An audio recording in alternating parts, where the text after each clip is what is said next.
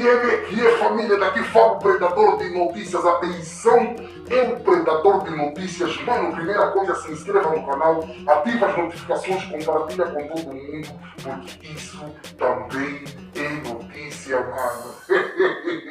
Você não sabia, então isto é notícia, não brinques, ok? Então, família, ainda estamos na campanha. Quanto mais você curtir, mais chance de prendermos a família dos Reis de Ouro Santo teremos. Então, curta bastante para nós prendermos a família dos Reis de Ouro Santo e essa cúpula dele, esses bajuladores, ok? Então, curta bastante. E a família, como vocês estão a ver no título, é isto mesmo. Bela Malaquia diz que Savimbi não gostava de pessoas que tinham melhor aparência física que ele. Tudo isso e muito mais você acompanha aqui agora no canal MSTV, a TV que chega até você, a TV que não bajula você.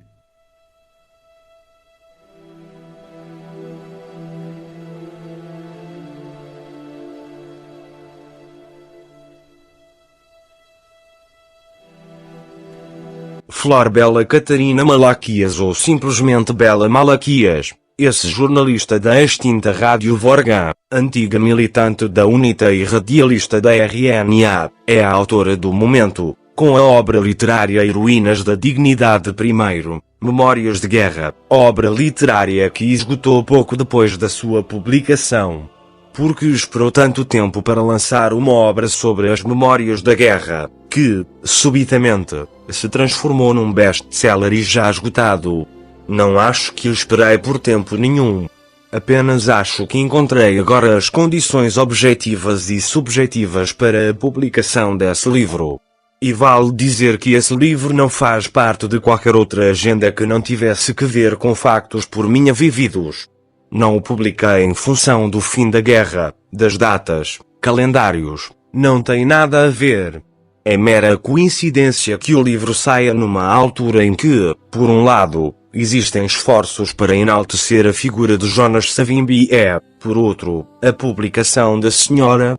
Se as pessoas tiverem uma ideia do tempo que leva a escrever um livro, talvez seja mais fácil a questão começar a ser colocada dessa forma.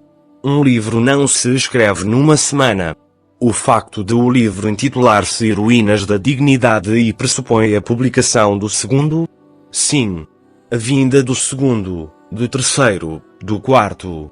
As minhas vivências, as minhas experiências e as situações por mim testemunhadas são matérias que não se esgotam num livro. No entanto, eu disse para mim mesmo que era preciso refletir tudo isso em livros, sendo esse o primeiro. O dia 8 de fevereiro de 1976 foi previsível no que a adesão à UNITA diz respeito ou acabou apenas por ser arrebatada pela onda de então, ao ponto de deixar a cidade a favor das matas. Foi a onda de então, mas isso não tem nada a ver com a adesão à UNITA. Não é uma data que integra as duas situações. Eu já era da UNITA. A minha família, o meu pai e a minha mãe foram os fundadores da primeira célula da UNITA, no México, e, por causa disso, o meu pai foi parar à cadeia de São Nicolau, em 1966, como nacionalista, chamado terrorista na altura. Um ano depois, a minha mãe tinha sido presa pela PIDE da GS e lá estávamos nós, as crianças, a partir para a cadeia de São Nicolau com os pais. Quando ocorre a eclosão da guerra, nós estávamos no AMBO, como uma família da UNITA, mas nada indicava que haviam projetos para as pessoas seguirem para as matas. São coisas completamente diferentes. A forma como tudo começou, a formação das colunas e a fuga desordenada, no que caracterizou no livro como o Oquenda não andar à toa, na língua umbundu, não era o prenúncio de excessos que viriam a seguir. Não era possível prever, porque, naquela altura, tudo quanto as pessoas estavam a fazer era fugir. Fugir sem um plano, sem um destino à vista. Era muita gente dispersa, colunas atrás de colunas, das zonas urbanas para as matas, numa tentativa para escapar das bombas e balas. Nestas circunstâncias, havia pessoas que tinham ficado nas aldeias, Pessoas que, depois da fuga, conseguiram regressar e outras que acabaram integradas na coluna de Jonas Savimbi. Ele tinha, nesta altura, uma sede ou um escritório no BIE e, como acabamos fugindo do Uambo para o BIE, lá ficámos integrados. Falando sobre a Jamba, o que Bela Malaquias descreve contrasta com o que outros o fizeram. Por exemplo, Jardim Moekalia, no seu livro Angola, a Segunda Revolução, Memórias da Luta pela Democracia, escreve, na página 129, que, por volta de outubro de 1980, a Jamba era uma base que tinha um ar de vitória, com gente que irradiava confiança, pululando de um lado para o outro. Eu não quero polemizar com aquilo que os outros disseram. Quero apenas dizer o que eu vi e vivi. Creio que, em 1980, estava-se mais no Delta, território da República da Namíbia.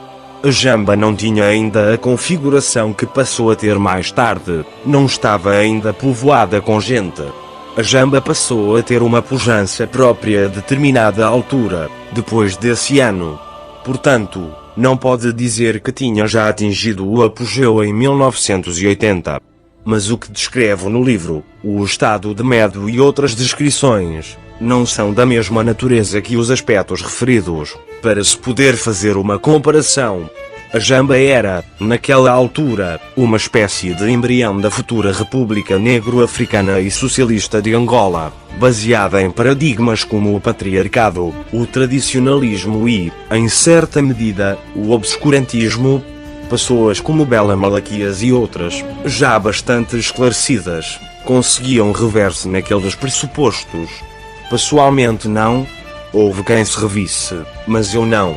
No seu primeiro encontro com Jonas Savimbi, Bela Malaquias, tal como descreve na página 27, diz que naquela altura, não tinha medo de falar. Dizia o que pensava e sentia. Passou a ter medo depois daquele encontro? Não passei a ter medo e aquele foi apenas um dos encontros. Não passei a ter medo, porque eu não sou medrosa. Eu aprendi a não ter medo em casa dos meus pais. A educação que os meus pais me deram é para não ter medo. Se vir bem a minha trajetória, eu acompanhei os meus pais a enfrentar o regime colonial, a enfrentar a PIDE. Eu vi como eles lidavam com a situação prevalecente. Eu fui a São Nicolau, vezes sem conta, acompanhei as intervenções do pai sobre situações de injustiça já naquela altura. Agora, isso não significa que eu não tenha cuidado. É preciso distinguir o medo do cuidado. Quando sinto que a correlação de forças não me é favorável, eu prefiro afastar-me. E às vezes evoco sempre o paralelismo que ocorre com aqueles animais que se fingem mortos para não serem mortos. E assim fui passando. E vale dizer também que não me coibi previamente na abordagem com Savimbi, porque eu não supunha que ele tinha as características perversas que passou a revelar depois. Eu não o conhecia e, a dada altura, ele não tinha ainda demonstrado as características como todo o psicopata, que primeiro mostra o seu lado angelical, para atrair as pessoas, mas logo que sinta domínio sobre as pessoas, mostra a sua verdadeira face. E como naquela altura não tinha o contexto que passou a existir depois, eu estava completamente à vontade para falar. Mas quando notei que não era bem assim, passei a retrair-me mais. Como é que eram encaradas as mulheres como Bela Malaquias, que possuíam, já naquela altura, o 5º ano do liceu, da era colonial? Muito mal encaradas e até eram o alvo preferencial de Jonas Savimbi. Porque, se for a ver, a maior parte, se não todas as mulheres que foram queimadas vivas, eram todas formadas. Eles, os dirigentes da UNITA em geral, diziam de boca cheia que agora é a nossa vez de usar as mulheres do 5º ano.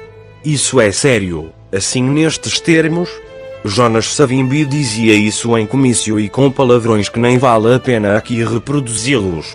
O poder de Jonas Savimbi passou a ser absoluto? Essa pergunta deve-se ao facto, alegado por Jardim Moekalia, de que o poder na UNITA, a certa altura, era colegial, entre o presidente Savimbi, o secretário-geral Puna e o comandante das FALA, Chihuahua. Era esse o triunvirato que mandava? Como disse, não vou pelas apreciações que os outros fazem ou fizeram, mas por aquilo que eu vi, ouvi e sobre o qual tenho provas. O poder de Jonas Savimbi não passou a ser absoluto, sempre foi. É aquilo que eu disse que a dada altura, quando Savimbi não tinha o domínio completo, da mesma forma que se mostrava amável com todos nós, geria uma situação de alguma permissividade para com os dois que citou. Mas estes não tinham qualquer poder, nem ousavam, e digo isso porque vivi com eles. Acompanhei de muito perto a teia de relações tecida entre os três, que não era de igual para igual. Era Savimbi quem determinava tudo. Ainda assim, não será excessivo descrever Jonas Savimbi como um psicopata narcisista e um predador sexual, como Bela Malaquias o faz no livro. Não, absolutamente. Não, absolutamente. Não, e, na verdade, sobre essa figura, eu podia trazer aspectos com muito mais episódios, evocando nomes de pessoas que ainda estão vivas e que assistiram os vários episódios. A descrição feita por mim, de psicopata narcisista, não tem nada de novo, porque há muitos especialistas que já o fizeram. Eu não sou a primeira, e quem quiser ter uma percepção sobre essa realidade basta acessar aos vídeos, às fotos, para ver a expressão facial, ler os seus movimentos e dará facilmente conta. Mas ele não é o primeiro, e como ele surgiram vários ao longo da história. Porque o psicopata é caracterizado por um conjunto de padrões, já estudados, e quando uma pessoa cabe no conjunto das descrições, naquelas condutas psicopáticas, a definição é fácil de atribuir. No livro, Bela Malaquias escreve que Jonas Savimbi queixava-se do tamanho do seu nariz, que não suportava pessoas de boa aparência ou de uma determinada ascendência. Isso era factual. Várias vezes, nos comícios, fazia referências sobre essa situação, falando, por exemplo, olha, vocês falam do meu nariz, numa alusão à suposta zombaria de que era alvo por parte das pessoas. Daí em diante, ninguém podia falar sobre Savimbi, quer positiva, quer negativamente. Era tanta brinde por tudo quanto fosse canto, que, se o nome Savimbi fosse ouvido, independentemente do contexto, as pessoas envolvidas acabariam por ter problemas. Para não se correr esse risco, as pessoas inventavam expressões, gestos ou sinais quando estivessem a referir-se a ele. Todo esse relato, sobre o que se passou no dia 7 de setembro de 1983 e outras situações, são de recolha de informações, de testemunhos, do seu diário pessoal. Eu estive lá, não precisava de diário. Mas há passagens do livro sobre as quais diz que lhe foram contadas pela sua irmã Tita. Sim, porque ela tinha sido uma sobrevivente daquele sítio para onde tinham sido degradadas. Ela fez parte do segundo grupo. De tudo o que ocorreu com este grupo, ela fez-me chegar dados escritos pelo próprio punho. Ela tinha sido enviada para o degredo, lugar para onde foram parar aquelas que tinham escapado da fogueira. Falando da fogueira, no livro há uma descrição sobre uma tentativa de Ernesto Mulato em defesa de uma senhora, tendo sido contrariado por Jonas Savimbi.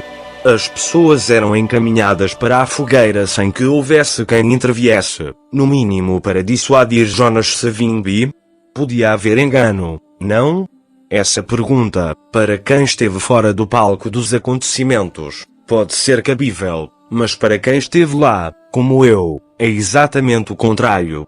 Não se pode falar da possibilidade de engano.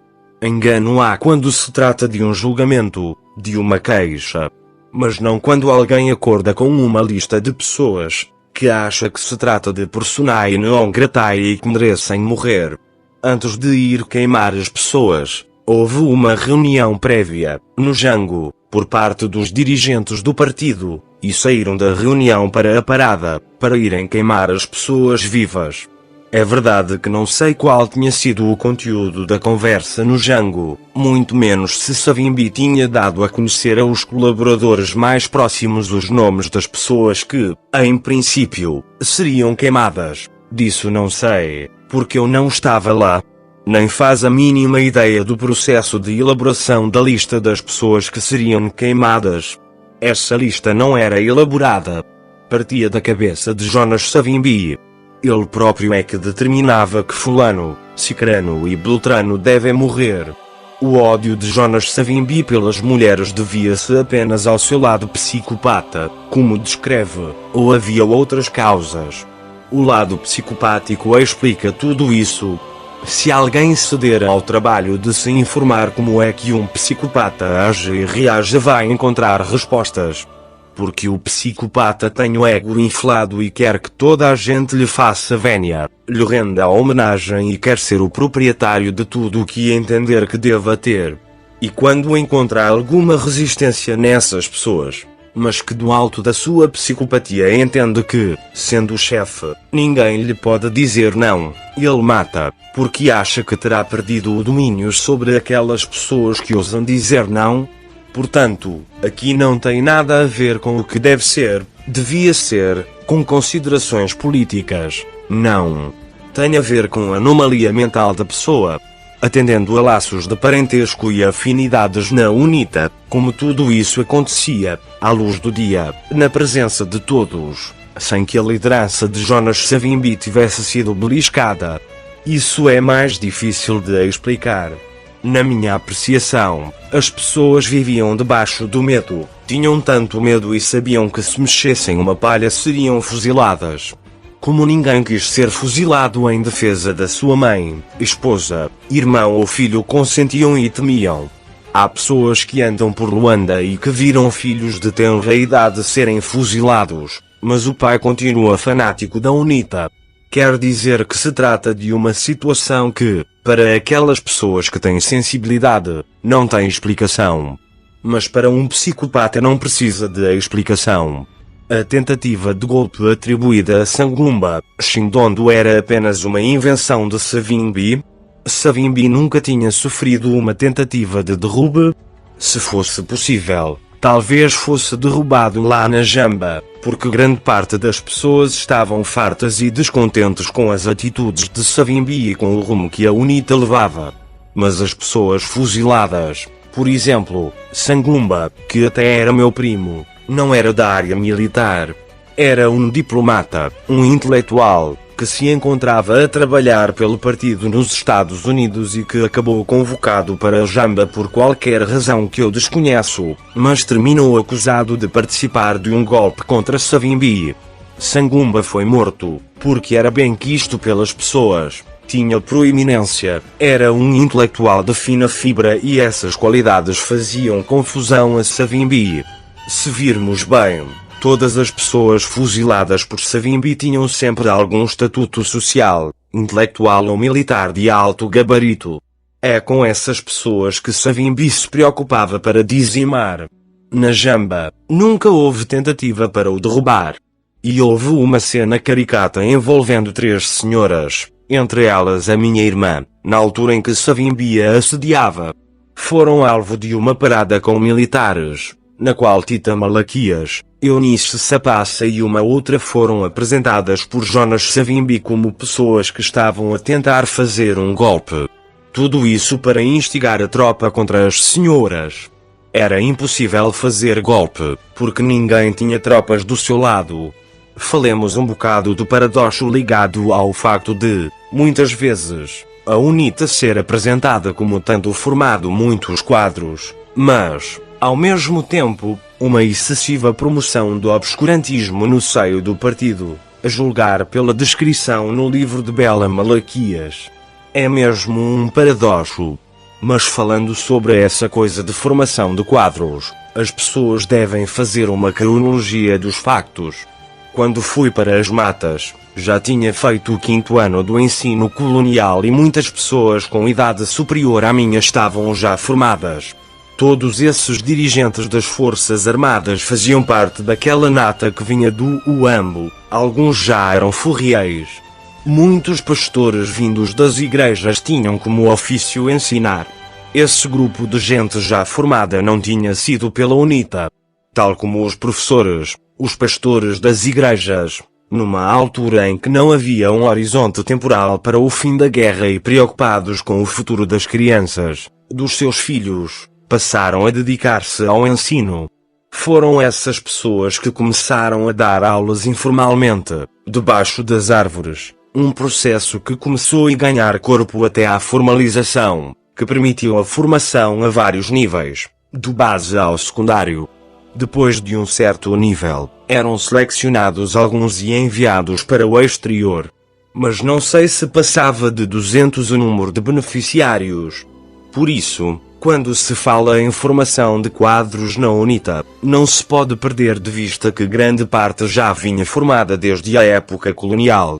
Como se processava o acesso de pessoas para a Jamba, como é que as populações chegavam e que tipo de acolhimento recebiam. Isso é matéria do meu próximo livro. Assim estarei a esgotar o que ainda está na forja. Que papel é que as igrejas tinham na Jamba? Dedicavam-se ao ensino do Evangelho à luz da cartilha da UNITA? Isso era muito complexo. Numa primeira medida, as igrejas eram proibidas, porque alegadamente iriam enfraquecer o ímpeto dos soldados. E há um caso paradigmático, que é o do fuzilamento do Sr. Cicato, a quem chamávamos Cicatão, simplesmente por ser testemunha de Jeová. As igrejas eram proibidas, mas depois, com o crescimento da Jamba e com as visitas que as várias delegações estrangeiras faziam, havia toda a necessidade de propagandear a liberdade religiosa. Assim, construíram-se duas igrejas, uma católica e outra protestante, frequentada na sua maioria por mulheres e idosos. Lembro-me que mandava os meus filhos à igreja com o meu pai, já idoso naquela altura. Mas se eu fosse à igreja, podia ser encarada como reaccionária. Apenas a população de uma certa idade, as crianças podiam frequentar as igrejas. Há muita manipulação em relação às igrejas, tendo havido cenas de espancamento de pastores. Havia casos de fuga bem-sucedida ou tentativa de fuga na Jamba? Houve, numa altura, entre 1991 e 1992, em que o antigo quartel-general da UNITA já estava mais ou menos sob abandono, porque a direção do partido já tinha saído de lá. Tenho o caso de uma sobrinha, o marido e o filho, que tentaram fugir, mas que, depois de perseguidos, o esposo acabou morto. Ela escapou com o filho. Citou o nome de Eunice Sapassa, fundadora da Lima, dizendo que se tratava de uma mulher com uma verticalidade sem precedentes no seio da ala feminina da UNITA. Essa forma de a descrever é um ataque às demais que a sucederam e tentaram ou tentam minimizar o papel que ela teve na fundação e condução da Lima. Ainda bem que fala em ataque para poder dizer que eu não pretendo atacar ninguém. Essa pergunta é ótima, numa altura em que alguns se sentem atacados. Quando alguém narra factos, tal como eles se passaram, não se trata de um ataque, mas apenas um relato sobre o que testemunhou. Se eu disser que Savimbi matou Eunice é tão verdade que não estou a atacar Savimbi, estás a perceber? Não é ataque, é apenas dizer que a matou bem quanto a Eunice Sapassa. Foi presidente da Lima, trabalhou e deu o seu melhor em nome da organização. A minha indignação radica no facto de ver hoje pessoas que falam de direitos humanos, da valorização das mulheres, etc. Toda esta narrativa sem que sejam capazes de abertamente dizer que ali foi assassinada uma mulher da estirpe de Eunice Sapassa. Por que razão acha que há essa omissão por parte das mulheres da UNITA, que não são capazes de denunciar os excessos contra as suas companheiras?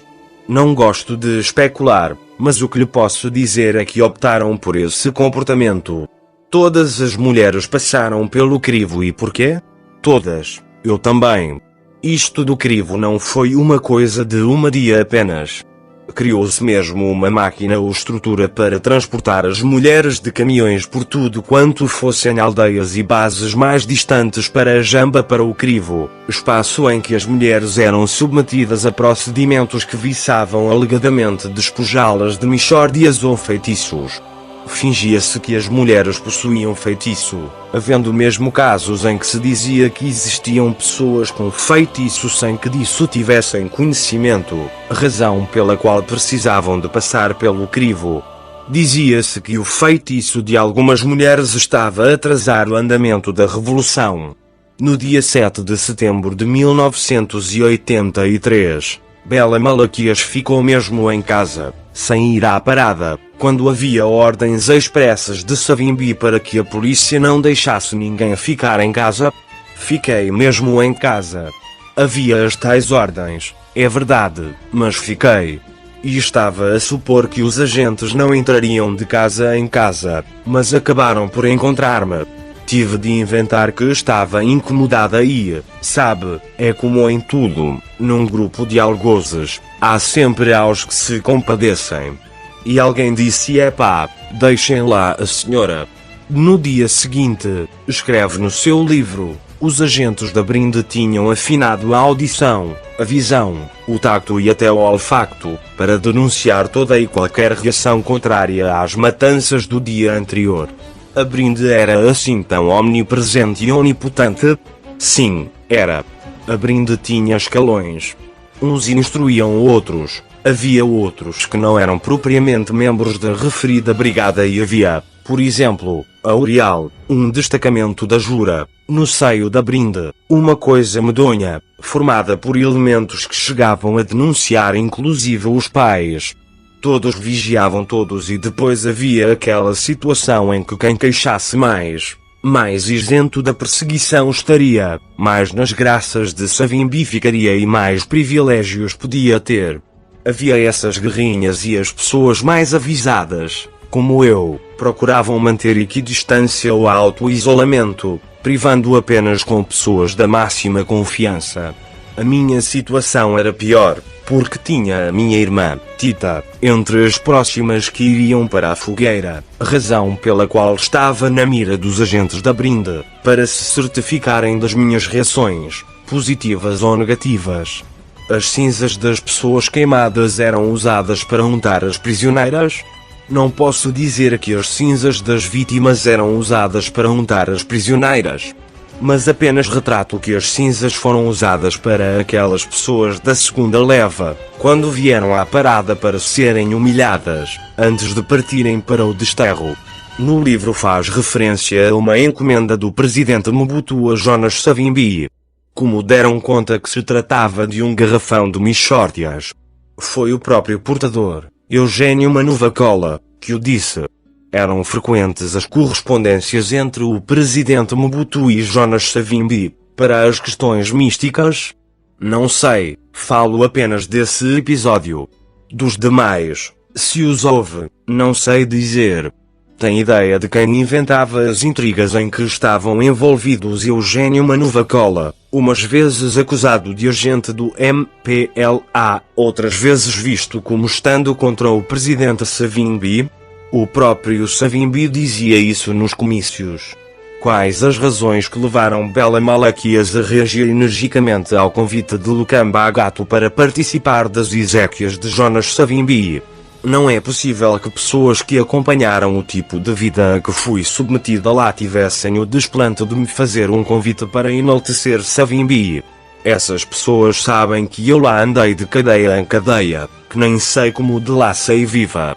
Camalata durante um debate televisivo, na fase de campanha para a liderança do partido, antes da realização do 13º Congresso Ordinário da UNITA, disse que Jonas Savimbi foi muito mal compreendido pelos angolanos. Não tenho nada que concordar ou discordar. Cada angolano faz a sua apreciação com base nos dados que tem. Há quem viu comícios muito sumptuosos, com palavras bonitinhas. Há quem esteve lá a passar as passinhas do Algarve e viu o senhor todo nu, no sentido figurado do termo, emite o seu juízo de valor. Que retrato pode fazer de Samuel Palanga, o chefe da Brinde? Samuel Palanga era meu primo, já falecido. Ele era o chefe da Brinde. Sendo pessoa próxima, seria difícil caracterizá-lo, porque gosto de ser isenta. A Brinde matava, fazia e desfazia e ele era o chefe daquela organização. Mas tudo quanto sei, enquanto chefe da Brinde, Samuel Palanga não tomava nenhuma medida sem a chancela de Savimbi, não tinha autonomia para dizer hoje, vou buscar fulano ou cicrano para o matar, porque lhe pediriam conta no dia seguinte. Deixa-me contar um episódio. Encontrei uma carta em minha casa, de alguém dizendo que eu era feiticeira, justificando que eu tinha ratos em casa que transportavam bolachas de noite. Peguei na carta e dirigi-me ao Samuel Palanga. Ele disse-me esteja calma, que não vai acontecer nada. Era carta forjada? Não. Era uma carta de alguém que pretendia dissuadir. Longa pausa. Se calhar, é melhor ficar para o próximo livro. Permita-me parar por aqui. Deixa-me perguntar sobre um dos heróis do seu livro, o Telmo, o menino que, aos 13 meses, deixou de usar fraldas, para saber sobre a condição de todas as crianças na Jamba. As crianças são fantásticas, desde que esteja aí a mãe. Cresceram felizes, inocentes com a apanha de joaninhas, a construção de carrinhos de chapas, dentro daquele esforço para evitar que sofressem tanto quanto os pais. Curiosamente, as crianças, algumas hoje adultas, têm boas memórias da Jamba. Quanto ao meu filho, Telmo, cresceu como as outras crianças do seu tempo. Cresceu com muitas habilidades. Aqui fez arquitetura, está a trabalhar e está bem. E quanto às influências, deixa-me dizer que muito do que se passou apenas estão a tomar conhecimento agora, nas várias conversas que vamos tendo. O que é que se lhes ensinava nas escolas? O programa curricular era feito em função da ideologia do partido ou havia algum espaço de manobra para os professores para que o processo de ensino e aprendizagem fosse livre da política? Nem por isso. Eu fui professora. Os programas eram elaborados pelos professores. Tinha o tio Xingufo, que era um dos diretores, e outros professores que elaboravam os programas. Agora, a parte ideológica também havia, mas para o efeito havia a organização infantil, a alvorada, onde as crianças eram doutrinadas. Hoje, não tem mágoas, lida bem com todo o pessoal da UNITA ou, tal como fazia na Jamba, prefere resguardar-se? Isolo-me de alguns círculos, de algumas pessoas, sobretudo daquelas que tiveram o desplante de me apontar uma arma. Estão vivas, a viver aqui em Luanda? Sim, estão vivas. O Cami, o Beja, um tal de Maçanga, não confundir com o filho de Savimbi, que era muito novo na altura. Fui também ameaçada por Vinama. Há pessoas com quem lido normalmente, até porque uma boa parte é parente. Não me sinto confortável a frequentar ambientes em que estejam aquelas pessoas, na medida em que há a tendência de reconstituição dos ambientes em que eu vivi. Como vê a UNITA sob a liderança de Adalberto Costa Júnior? Acha que o partido devia fazer um pedido público de desculpas a todas as mulheres angolanas?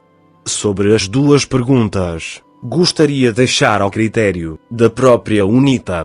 E sobre a primeira, deixa-me dizer que não ando preocupada com isso. Como encara as reações ao seu livro? Recebeu ameaças? Recebi ameaças de morte e já fiz participação aos órgãos competentes. Gostaria de deixar o assunto para os órgãos que estão a fazer o seu trabalho. Bela Malaquias desvaloriza declarações do líder da UNITA a esse jornalista, da extinta Rádio Vorga, afeta a UNITA. Florbela Malaquias, autora do livro Heroínas da Dignidade, desvalorizou, domingo, em Luanda, as declarações de Adalberto Costa Júnior, presidente da UNITA, que enquadrou a publicação como mero exercício da liberdade de opinião. Não se trata de mera opinião, baseia-me em factos e sobre os quais existem pessoas vivas que podem comprovar, disse em entrevista ao Jornal de Angola a antiga militante da UNITA, também conhecida por Bela Malaquias. Falando para o programa Angola Fala Só, da emissora Voz da América, na semana passada, referindo-se às ameaças que a autora recebeu e ao exercício literário. O líder da UNITA tinha declarado que essas ameaças não vieram da UNITA, que respeita a liberdade de expressão e de opinião de todos.